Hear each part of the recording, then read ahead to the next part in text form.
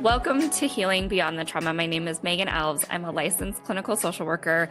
And this podcast, I want to break the stigma around mental health and have real, unfiltered conversations about healing. Some stories are going to be raw, even triggering at times, but they're real and they're honest because healing starts with honesty. If you've ever felt overwhelmed, stuck, or like you're carrying it all, you're not. Here, you're going to gain validation, practical tools, and a new perspective to move forward.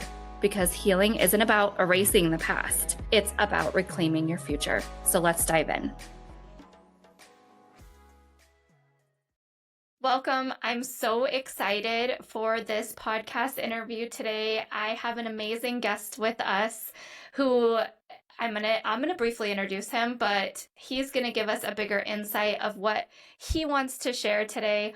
But this is Sandy Drysdale. He comes from Stravaigin Coaching. Okay, Stravaigin Coaching. And, Sandy brings a wealth of knowledge and experience. He's a 23-year veteran in the military service. He served the country and overcame traumas not only, through those experiences, but we often say then transferred into parenthood, and that brings its own struggles. And now he's dedicating his time not only to continuously better himself, but also help those around him through his coaching program. So huge welcome. Thank you so much for being here today. I know I did not do you justice in what you come in and the knowledge and experience that you're going to share today. So please introduce yourself. Let us know what you would love us to know about you. Well, thank you, Megan. I think you're underselling yourself as a hype girl because that was great. So, yes, I'm Sandy. I am a recently retired, which is a strange concept for someone in their mid-40s. But yeah, recently retired Air Force pilot and officer for 23 years active duty, and then about 6 years kind of reserve stuff before that. So really, I did one interview when I was 16 years old, and that led into me now being 46 years old and looking for a second career, effectively.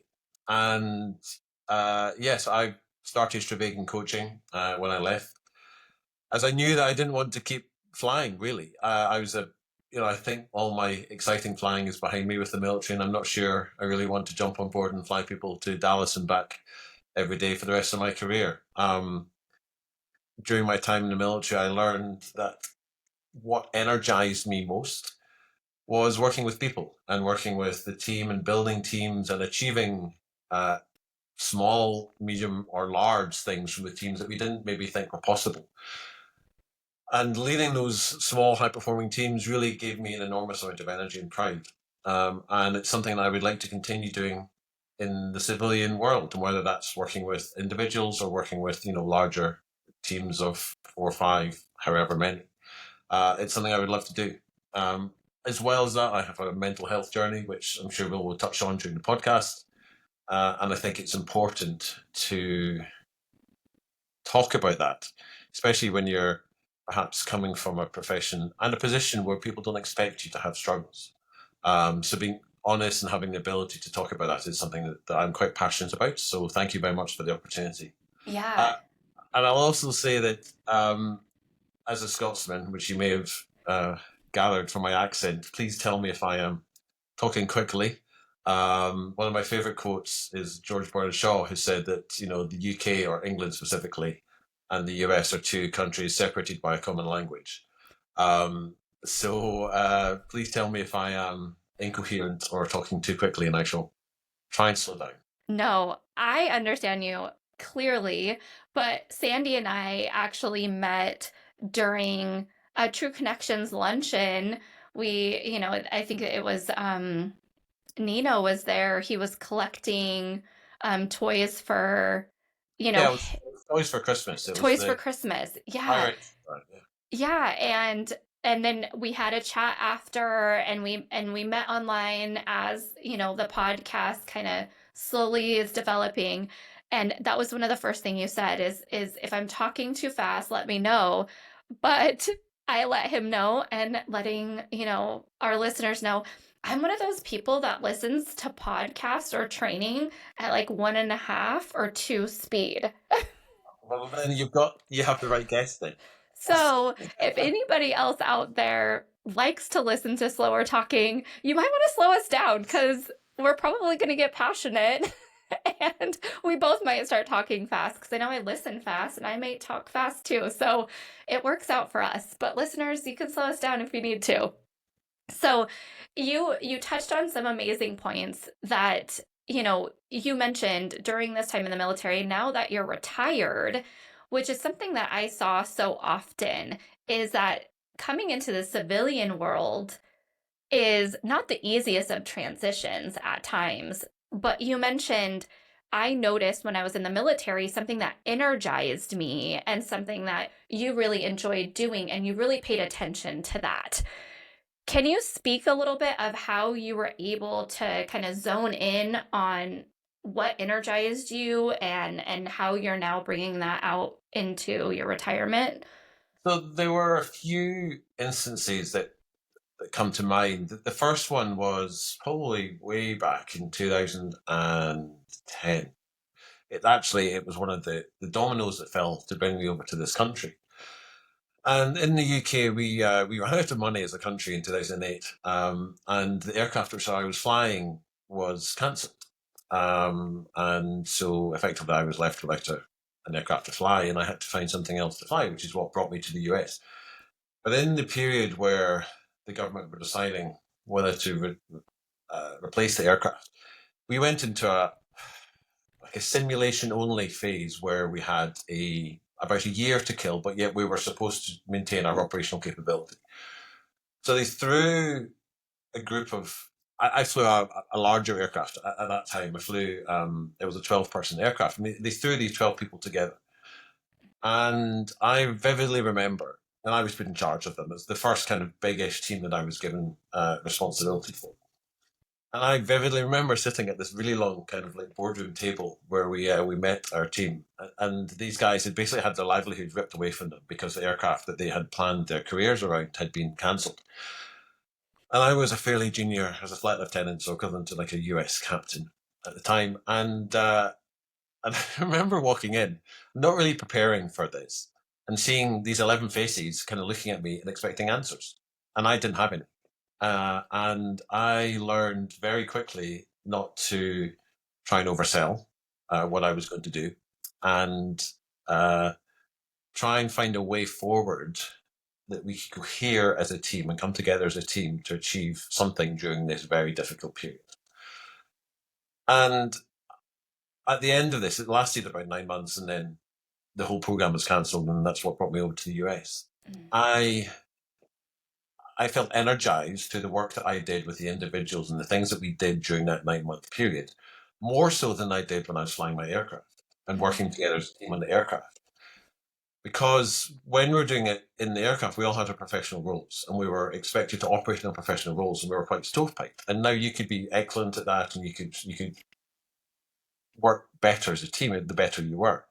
But this was totally unique, and no one had ever experienced this position before, where we were trying to keep aviators competent to fly, but not in an aircraft. And I found that at the end of that the work that I did with certain individuals and the development that I was able to do, because I didn't have to focus on flying the aircraft and being good at that, and I was able to dedicate my time to working with those team members, was really, really rewarding. And that kind of tricked something in the back of my mind, because previously I just thought about myself as, oh, I'm going to be a pilot. And if I do my job as well as a pilot, then the team will come with me. Rather than thinking, actually, no, I can spend time to develop individuals and bring the whole team up by developing, spending time with people. And so that really shaped my early kind of career as to how I wanted to lead, and really, really brought out the idea that everyone is unique. That whilst you can have a kind of a general opinion of leadership when you're leading a team, the ability to focus in on individual needs and wants is critical to really achieve the best. And that's why I think in the intro I said I like working with small, high-performing teams, because the larger the team is, the harder it is to do that, right? The harder it is to provide Right. dedicated individual support for individuals. So as I kind of left the military, the idea to try and recreate that in the civilian world, it was fairly natural. Yeah. To be able to help people and provide some form of coaching. Yeah. Um, and it serves two purposes, right? Hopefully, I can help the individual, and they can also help me because Right. having left an organization where very much it's about the mission and it's about providing output, suddenly to be devoid of that mission when you leave the military is a very hard thing. Right. So to try and discover that mission again in the civilian world is rewarding from my perspective as much as Yeah. it is. I hope I can help other people. Well, and I think you mentioned so many things that oftentimes I have heard, in the military unit that that's the part that sometimes gets missed is how do I find joy and how is this going to transfer over where military is focus on the mission and focus on the job that you have where it sounds like you were able to really gain a big understanding of that joy and purpose. And I think you know that is such a huge enlightenment for so many people and something that if we don't have, we tend to get lost, right? And I'm sure you've seen that as well, is that when we lose our purpose, it's a very confusing chapter to be in life. Yeah, we can wander uh, if we don't have a dedicated goal. And uh, Stravaigin, which is the Scottish word for my coaching business, kind of means that. It kind of means it's it's an old Scots word, which means to wander aimlessly but with intent. So kind of the intent is critical, right? Because otherwise you're just wandering. But if you know roughly where you want to go, you're just not sure how you're going to get there. That there is kind of the journey of life encapsulated in one word. Yeah. And, as you speak about this and you're so strong in that passion and that purpose, take us back a little bit more. And I know you and I have talked about it, so you're ready to discuss. Obviously, you were finding that joy. You were good at your job. There was a lot of shifts happening at that time. When did you really notice that although you were giving so much to so many others, that you were struggling? And what was that like as you were going through that time? So, in terms of struggling personally, I that happened quite late on in my career. Um, but in terms of managing trauma and managing people's struggles, whether that be individual, whether that be organizational struggles, within Right. that became a constant once I made that transition in my brain between. This is no joke. How do you know a pilot's entered the room? It's because they'll tell you. Because we are trained, especially I went through jet training to be a fighter pilot. That you're the best. If you're going to be a fighter pilot, you cannot get in an aircraft thinking I'm the second best pilot in the sky today because you're not going to come home. So you're constantly told, and it's a very rigorous training program to make sure that you're on your ball. But you're constantly told as you go through training that you are of the small percentages, that you are the small percentages who have the right arm length, the right height, the right eyesight, the right physical capabilities to be a pilot. And then you go through a very hard training, and people drop out along the way, and so on. So this concept of exceptionalism is trained into military pilots. And so up until that point where I kind of had this moment where I suddenly realized the more rewarding element to me, certainly of my job, was the management of people rather than necessarily the physical part of flying. That was quite an eye-opening moment for me because up until that point, as I said, I thought my job was to be a good pilot, and everything else would fall out of that. And then I realized that my job was to be a good officer and to help other people, regardless of whether they were peers or subordinates. And also, you're also able to offer advice up the chain. It's just a bit harder. You have to be bit more sensitive. Right. Um, but that then, when I came over here and the job I did over here, working with delivering live munitions into war zones remotely, which is what brought me to the US, was to fly in the drone program Right. and dealing with people flying a 24/7, 365 mission, delivering weapons into Afghanistan, Iraq, and Syria specifically. That I'm glad I had that realization prior, because I think it made me a better leader of people, Absolutely. because I was more aware of struggles that they may have as individuals. Now, I still expected them to be good at a job, that comes as a given, but when they were struggling, it made me better. And I think all of that prepared me in a certain way for when I had my personal struggles, later on in my career, that layer of resiliency was kind of built in. But it also, and I think we talked about this previously, has inherent dangers um, within resilient people when they Yeah. encounter difficult periods of their life. I really want to capitalize on that before you move forward, is that here you had the insight, the tools, the capability to support, and you saw so many that were struggling and you helped them through that, which you're saying really helped you to build that resiliency, but also, and it was part of the way that it helped you, but also it became very dangerous for you to have. Yes. Yes. Yeah. So it made me um, aware. It's the same as doing any form of schoolwork or any form of extra academics. The more you learn about something, the more you become aware of it. So you became aware of Correct. it, but also it breeds a sense of invincibility Mm, when you are in charge and helping other people, and being able to help them through problems. yeah. But perhaps you don't look internally to yourself, and are aware of your own failures as an individual. And you are aware of them more. I am now, yes.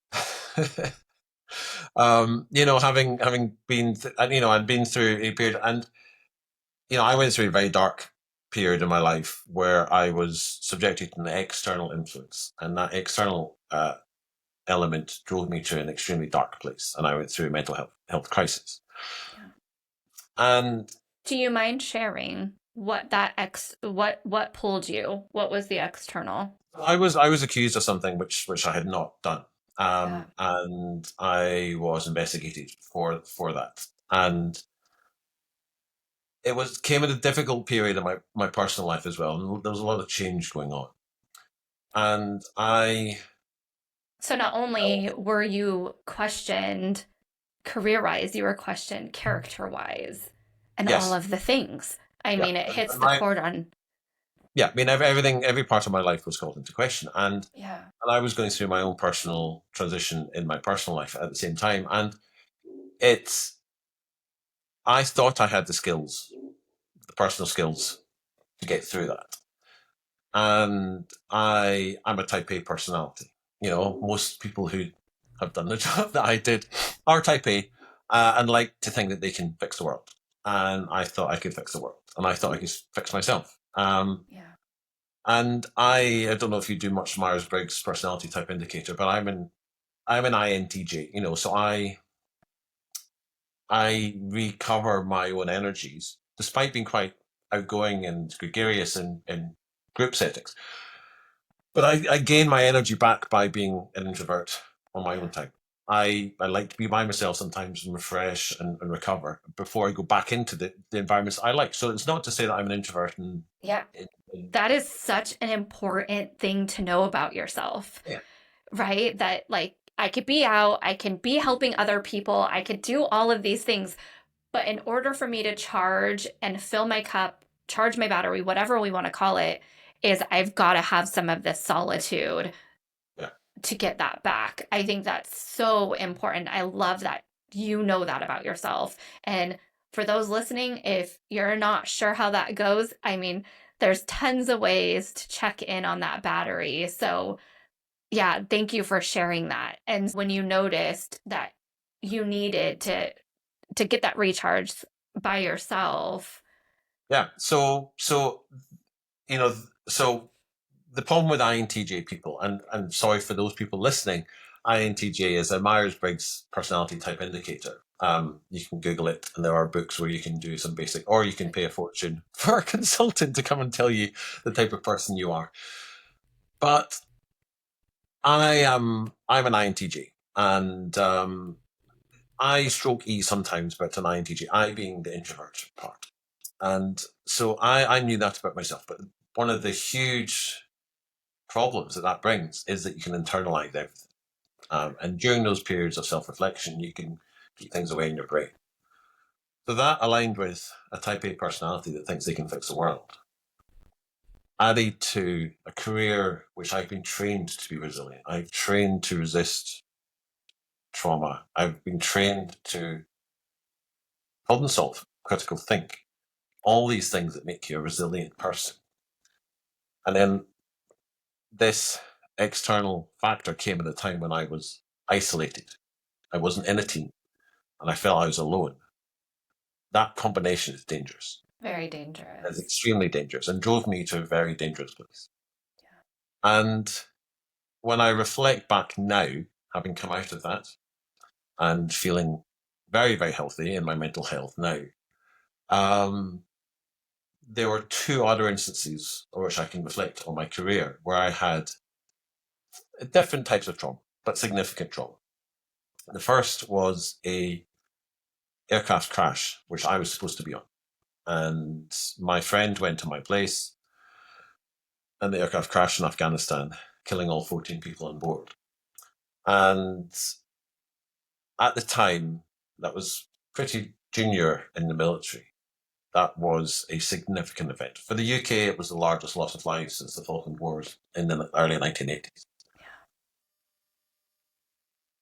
But as part of a team, we went through that together. We had communal support, we had buddy buddy systems, and everyone was feeling the same way.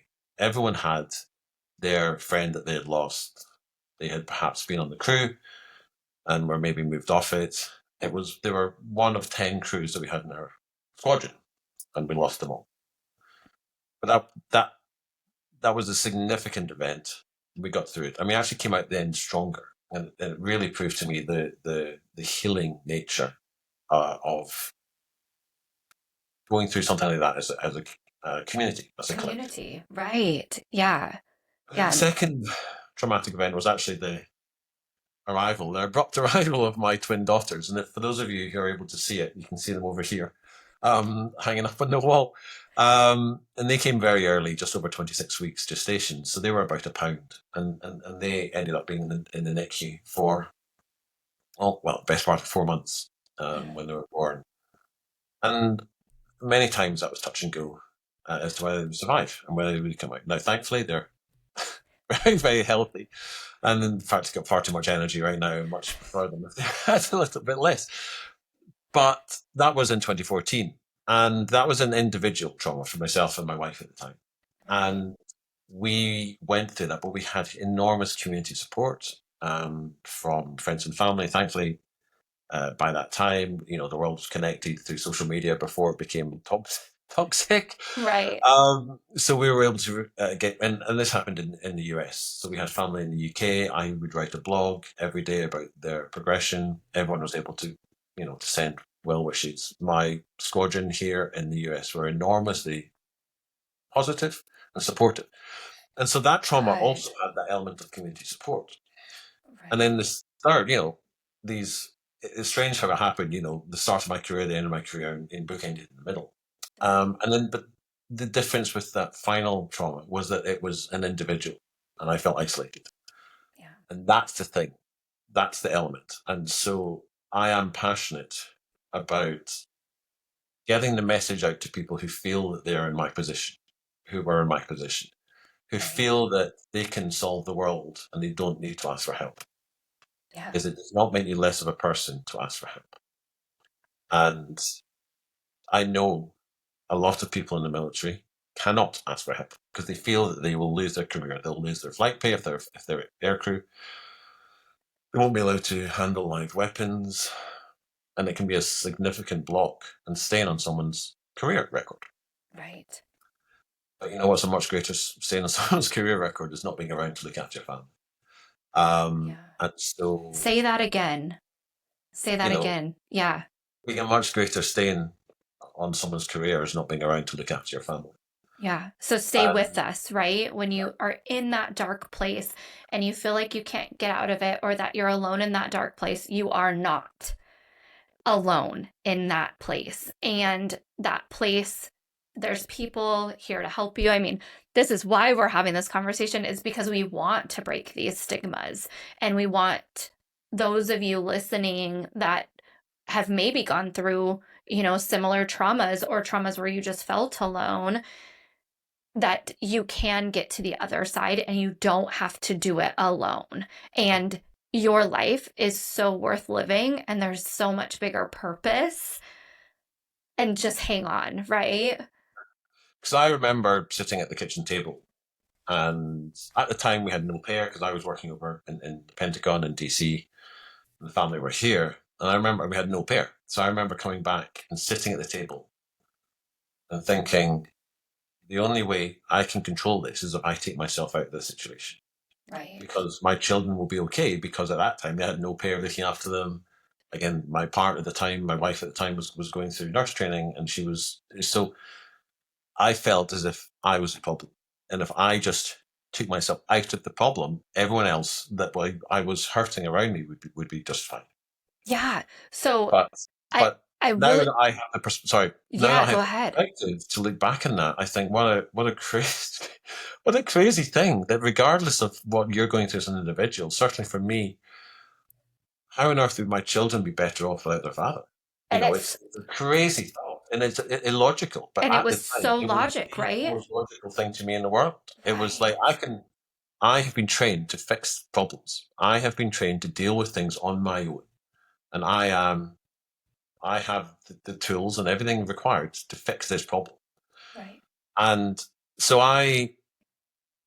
yeah, you can't say it loud enough, right? If you think that you are able to fix things on your own, the best thing you can do is ask for help, because no one is able to fix the world on their own. And, Yeah. you know, no matter how great you think you might be, Right. Well, everyone needs a helping hand, right? yes, everybody needs a help, and there's going to be somebody out there to help you. And I think, as you say that, I think it's so important for us to really lay that foundation for those that, think that suicide is just this selfish act. And, here is a case in point, and we have so many others, I know you and I have talked about it, that those thoughts those thoughts of that action felt so logical, and that was the solution that was going to solve the problem for everyone around you. And you're a very smart individual who's went through so many trainings to be able to find the best solution, and those thoughts that were created from such a dark time felt very logical. And sometimes that's the importance of being able to share those thoughts, right? And being able to have somebody in that corner for you to be able to say, I'm having these thoughts. I think it would be easier for everyone if I wasn't here. Thankfully, and hopefully through this conversation, identifying for those listening that safe person is so important, because these thoughts can come in so fast and feel so logical for the solution. And Yeah. it's so important to be able to say them out loud to a person that can say, I hear you. I hear that that's what your thoughts are saying, but I want you here. And Mhm. you have so much more to offer. And then finding a way back out of that darkness. Yeah. Thank you so much for sharing that part, because I think it's so important for us to talk It, about. it is critical, and I think it is. I on reflection, I look back, and it was happening at a time when my career was flying, when I was achieving everything. I was, winning nominations and awards for being, the best officer across the US, and some deployments, and this chaos was happening in my personal life. And it's so often that you can be failing whilst also winning. You know that the analogy of the swan, where the chaos is happening below the surface and it looks serene on top, Yeah. is that chaos underneath the surface is what we need to get to, is what we need to understand in people. And the risk factors, as I said, especially for people, whether they're first responders, they're military, whoever they are, who are High providing achievers, parents, high right? achievers, trained to fix things, trained to take control and fix things. And then crisis happens to them. And so the natural reaction, because you're trained to do it, is to take control. Yeah. So, yeah, any of my brothers or sisters out there that want to hear that you don't have to take control. Yeah. There's a big world who wants to help you.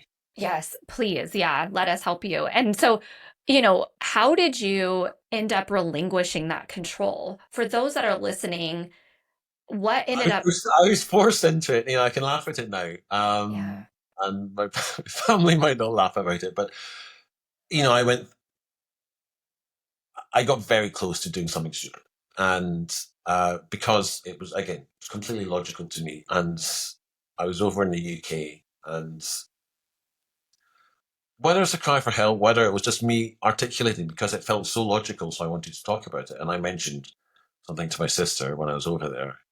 And Thank she wanted to goodness. fly over to the US. I came back to the US, and she's like, right, I'm going to fly over and I'm going to take you to somebody to help you because you need help. And I'm like, I'll be fine. You are not coming to the US. You're not leaving your family in the UK and leaving. And it was that element of no, no. It sounds so crazy now. It sounds insane now, but at the time it was so logical. I'm like, Yeah. I do not want you to have to put your life on hold and have to come over here and babysit me when I can look after myself. So I will take myself to, I will go and talk to a therapist. Thank you very much. But when you rewind that now through the clear lens I have now, and I think, well, how much chaos would there have been if I'd have done something really stupid? Yeah. If I'd actually taken action, then her life would have been turned upside down to a magnitude of 10 compared to just flying over here to Las Vegas to walk me to a mental Right. health professional. So that was really, it was it was my family's insistence that they were going to be put out, and I didn't want to put them out, that led me to going and speaking to a professional. And again, sounds completely illogical now in the cold light of day, looking back at that a couple of years later, but it seemed so logical then. Yeah. So I sought help, and really that help was very simple. It was a very simple process of just talking through something and understanding two things. Two things for me. One was, what is your reason? What's your why? There's a wonderful book, Start with Why. Yeah. And my why is my children. Right. So that was my anchor back to reality. And then the other thing was, what clears your mind?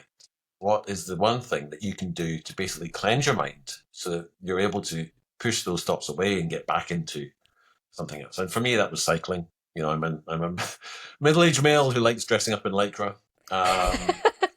So And getting out there and movement, yeah, sunlight, like pushing activity, yourself. all the endorphins, exactly. So I Yes. went and I would push myself very, very hard on my bike, and when your legs are screaming at you with lactic acid, you can't think of anything else. And we are in the most beautiful natural environment here. For those people who have never been to Las Vegas, then I Yes. can tell you that the west side of Las Vegas and the Red Rock Canyon is beautiful. So I would go out there and ride my bike, and it would clean my mind.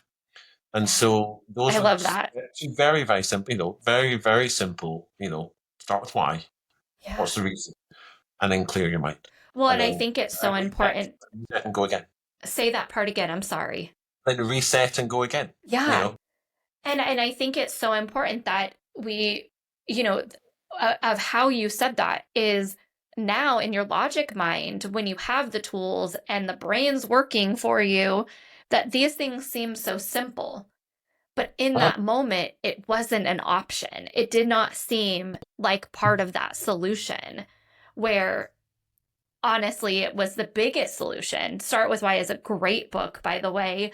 And it goes back to what we were talking about earlier, right? If you don't have that purpose Yeah, the and mission. A mission, yeah. and that why and that mission, whatever you want, right? Like whatever you want to title it, please just find it so that, you can, it starts to feel easy. And now this feels easy and simple to you to find those tools. And I'm so thankful that you found those tools. And if your sister listens, I am so thankful that she, just heard those words and knew exactly what you needed help with and wasn't going to waver, Yeah. right? Um, and so as we, kind of wrap up this conversation, and you've hit on so many points of your why, having purpose, having that community was really important through a lot of that trauma that you went through.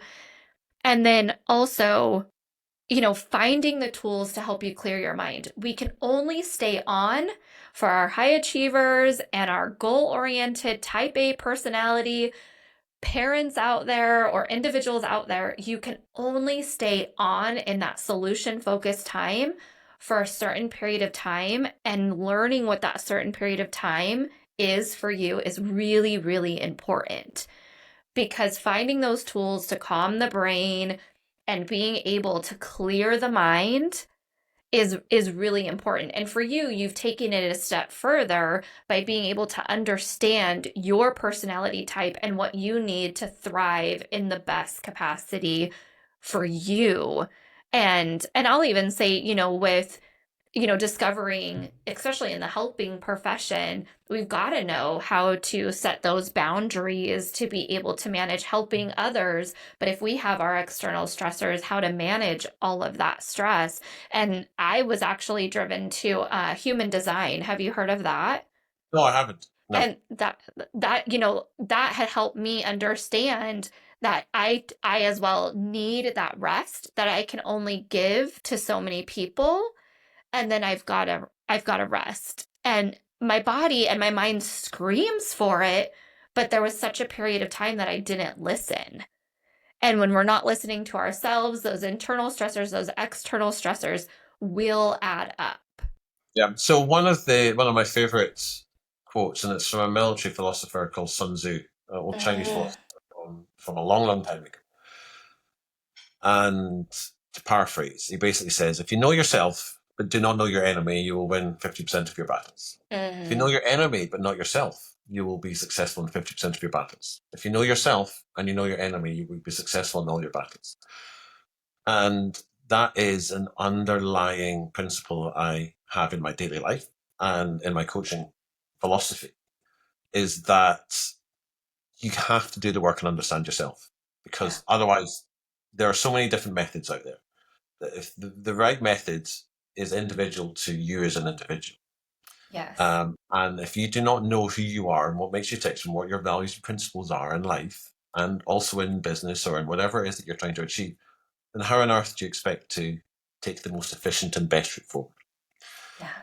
So doing that work on yourself is really, really important. And whether you need someone to help you with that, whether you need to just take some time and reflect and journal and understand what makes you tick, or whether it is something which you need more professional help with, whether, we Yeah. talked about the Myers-Briggs Foundation sort of framework. One of these things so that you understand yourself before you move forward. And that's one of the things I do with people I coach, is you've got to understand yourself. It's one of the first things we do, is understand who you are, understand now, understand who you are, where you are, and what you want. Yeah. And you can move forward. So understand yourself. And then we'd work on understanding your enemy, right? So in a civilian context, it's where you want to go. What is it that you want to achieve in terms of short-term, medium-term, long-term goals? It may be very simple. It may be more complicated. But if you don't really understand it, then how do you expect to get there? Yeah. And when you talk about the enemy, one of the things that came to mind is, in that moment, I'm curious, those thoughts were getting to know yourself, but also getting to know that enemy, right? Yeah. So when you do the work to understand yourself, it's not always a pretty picture. You understand your internal biases. I did a lot of this work on myself prior to my mental health crisis. Right. So I actually went into that knowing myself pretty well, and I still ended up in a dark place. So one of the things I learned about myself is one of the things that I value greatest in life is competence. I find it, and that was driven from the work I was doing. I was living a life where every single day I was deploying to the Middle East, and I was in charge of training and debriefing and making sure that we did the best job of putting supersonic missiles into the middle of a city and targeting our enemy forces. At times, our friendly forces were only 7 meters away. We could not fail. We could not make a mistake. And when you go to work and expect that level of performance every single day as a given, that's just the baseline. Yeah. On top of that, then you want to be able to deliver the weapon on a certain time. You want to be able to come in from a certain angle and all the other sorts of things that come with it. And given the nature of the job, we then got in our car and drove back into Las Vegas and into civilian life. And I was exploding at people. I'd be in the supermarket and people couldn't decide if they wanted 1% or 2% milk. And I couldn't accept that. I'm like, this is crazy. And I didn't know why. Like, the good old American four-way stop, and all you end up is having four cars just staring at each other and nobody moving. I'd be the first car to move because I would just take action. Right. I was biased towards action and biased towards fixing the problem. Yeah. And all of this in the work I did, I then understood that I am one of my values, one of the things I value really deeply, and I still do, is competence. And so I thrive around competent people. Right. And I'm really intolerant of incompetent people. Is the flip side of that, right? Right. So whilst it's energizing to be around people who are competent, and it's one of the reasons I love watching the Olympics. I watch anything on the Olympics because they are at the top of their sport Right. globally. And it doesn't matter if it's table tennis, it's wonderful to watch. I'm not going to watch a Sunday League table tennis match because that would drive me insane. But, that rather crazy analogy comes across life. I find it really hard to tolerate in general life incompetent people. So knowing that weakness in myself, Yeah. I can become more tolerant of people because I know that I am biased towards not appreciating Right. that people that can't take action at a four-way stop or can't decide what type of milk they want at the supermarket. Yeah. So knowing that allows you, knowing yourself. That's part of the work that I talk about and doing on yourself. Knowing your strengths, but also accepting that within you there are weaknesses. You won't hear many pilots saying that, but accepting within yourself there are weaknesses.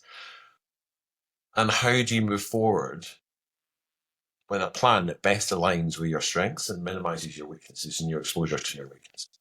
Yeah. And creating those tools around that, right? And taking a level of acceptance that you don't have to be perfect, and Mm-hmm. right, like you can't be perfect. I'm sure that there was a time that was just a mind-blowing idea for you to be able to kind of ingest that in after, being trained to be the Yeah. best at Uh-huh. everything. And if you're not the best, it wasn't good. And then being a work environment where exceptional was a given. Right. We have to be exceptional because we couldn't make a mistake. Yeah. To make a mistake would have killed civilians or women and children in a country in a conflict for which they had not asked for, Right.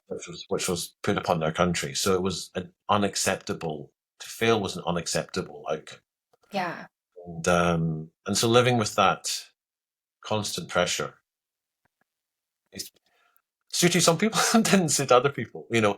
But it's certainly when you reflect on it at a later date, and I would argue that everyone should reflect on how they have changed through the different experiences of their life.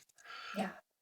Is it certainly highlights, if you take the time to reflect properly, it highlights who you are as a human being. Yeah. And then that's beautiful. And I just want to say thank you so much for this insight. I hope those listening really got these key points, realizing that even the highest of high achievers, reflection is so important. Community is so important. Continued growth, right?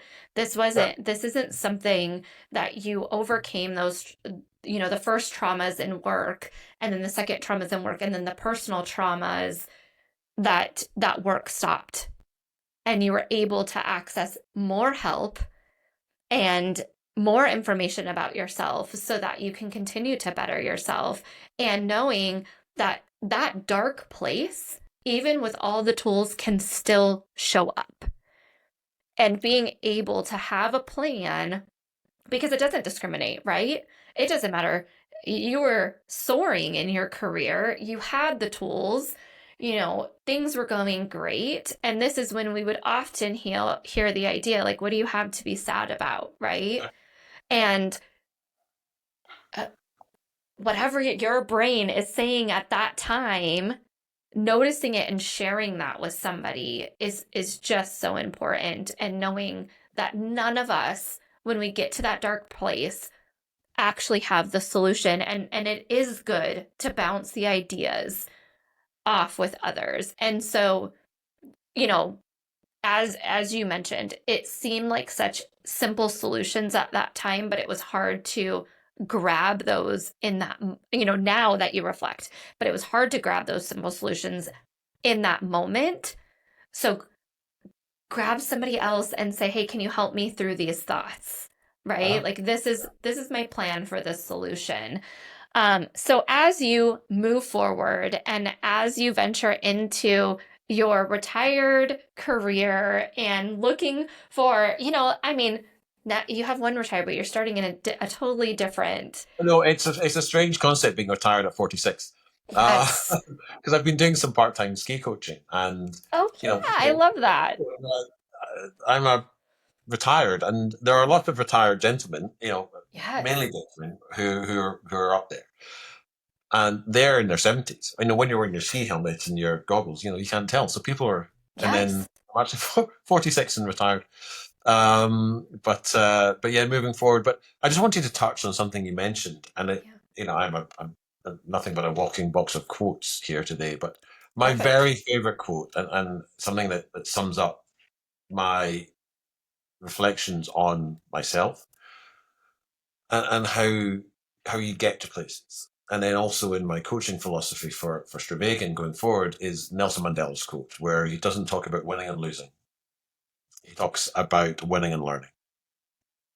And that aligned with a really visual uh, idea that we're sedimentary rocks, right? Where Mm-hmm. we are laid down. Everything that we learn or every experience we have through life lays down an extra layer of sedimentary rocks. Absolutely. And then the experiences we have are the Colorado River that carves out the Grand Canyon. And so that is how we are shaped by forces of nature. And we are effectively, the people that we are now are just built up of every single interaction we've had along the way. And that's really where the concept of Stravaigin comes from, is that, as you move through life, you pick up experiences, you are eroded by experiences. Mm-hmm. And, the finished article is a constantly evolving mass, Yeah. as you go forward. But if you know yourself, if you know where you want to go and what you want to achieve, then your ability to navigate that process is enormously enhanced. Yeah. Yeah. Educating yourself is the most powerful tool that we have, and educating yourself about yourself is such a beautiful journey. It's not easy.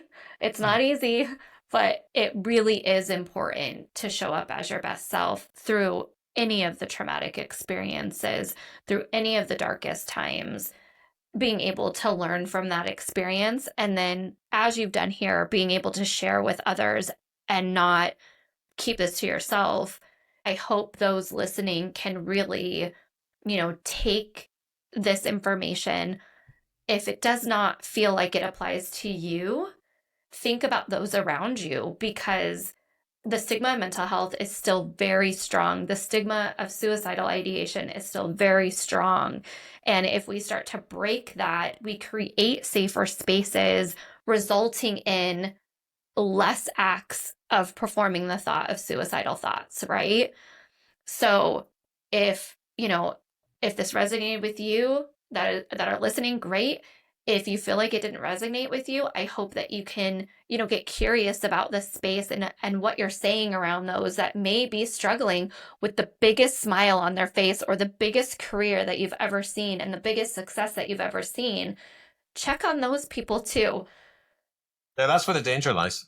That's where Yeah. the danger. because they're the people you least expect it. Yeah. And to say that, then I have no idea who this podcast will reach.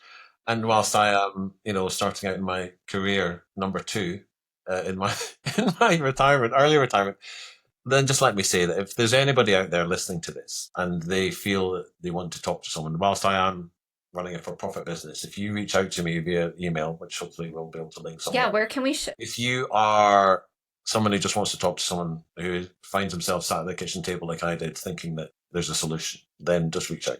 And there's always an ear here. I don't need to be paid for that. I would love to offer my services, just as an ear, just as a human being. There's tons of support out there. Then let me know. And as you say, I am StravaginCoaching.com. Hard to spell, so hopefully you can link it in the description. I will put it in the description, absolutely. I'm on Instagram at Stravaigin.coaching, and my email is sandy@StravaginCoaching.com. Perfect. Thank you so much for being here. It was so great to speak with you again today. I feel honored for your story and those that you've shared it with today. I hope you have a great rest of your day. Thanks, Megan. Thank you so much for listening today. I hope you gained what you needed to hear today. Healing isn't about erasing the past. It's about the strength of moving forward. If today's episode resonated with you, take a moment to share it with someone you love, because when we share with love, we help to break the stigma together. If you want to connect with me and learn more about what we're doing over at Mental Summit to break these stigmas, please connect with me over at mymentalsummit.com. Keep showing up, keep growing, keep going together, and remember you're not alone in this.